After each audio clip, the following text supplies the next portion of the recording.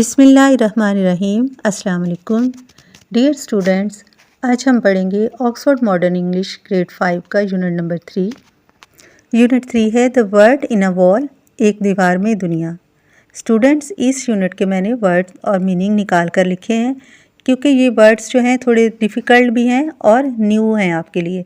इसलिए मैं चाहती हूँ कि पहले आप इनके वर्ड्स के मीनिंग्स देख लें अच्छी तरह से, इसके बाद आपके लिए ट्रांसलेशन आसान हो जाएगी।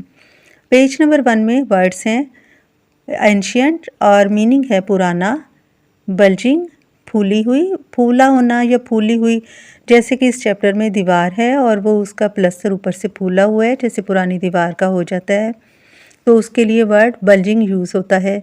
कॉन्फेटी चमकदार लहरिए, चमकदार लहरिए मतलब चमकदार कागज़ जिनको अक्सर हम बर्थडे पार्टी या किसी भी इस तरह के फंक्शन में उसको डेकोरेशन के लिए इस्तेमाल करते हैं।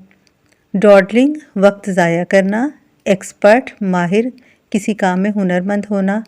इन्फिनाइट, इन्फिनाइट का मतलब होता है लामतनाही, एक ऐसी चीज़ जो कि कभी ख़त्म ना हो।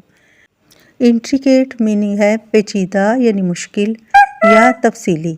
जैसे एक वर्ड के कई कई मीनिंग निकलते हैं, तो जहाँ पर जो मीनिंग हमें सूट करता हो, मुनासिब लगे, वहाँ पर हम लिख लेते हैं। ऑब्लिवियस बेखबर या अनजान। फोबिया बेवजह खौफ जिसकी कोई बुनियाद ना हो। प्रीडेटर, प्रीडेटर का मतलब है शिकारी। क्वेस्ट कुचल देना। रैपिडिटी, रैपिडिटी तेज़ी से या फुर्ती से। रिलक्टेंटली हिचकिचाहट के साथ। रोटन गोल चक्कर।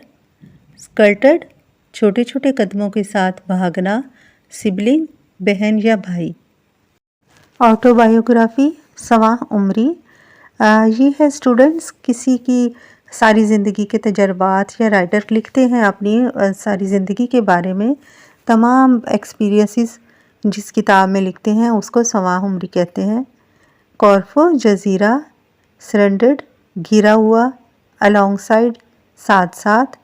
सैगिंग डैम्प नमी वाला या हल्का गीला। क्रैक्स दरारें, जैसे समटाइम पुरानी दीवारों में दरारें पड़ सकती हैं।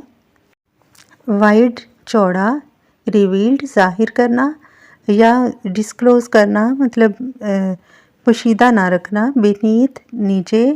इनहेबिटेंट बाशिंदे या मकामी लोग। डिवाइडेड तकसीम किया गया। हंटर्स शिकारी। गेकोस छिपकली। क्लिंगिंग चिमटे हुए। एनरप्चर्ड पुरजोश। अनफॉर्चुनेट बदकिस्मती। सरप्टिशियसली खुफिया तौर पर। आर्गुइंग बहस करना। कम्प्लीटली मुकम्मल तौर पर। डियर स्टूडेंट्स, इन वर्ड्स के मीनिंग को आप अच्छी तरह से देखें, बार बार पढ़ें और इसको ज़हन नशीं करें ताकि आपको ट्रांसलेशन में आसानी हो। जब दोबारा से आपसे ये वर्ड्स पूछे जाएं या आपको आपकी नज़रों से गुज़रें, तो आपको इनके मीनिंग्स का पता होना चाहिए और ये कि इनकी प्रोनंसिएशन कैसी है। मिलते हैं इंशाल्लाह ट्रांसलेशन और नेक्स्ट लेसन के साथ। अल्लाह हाफिज़।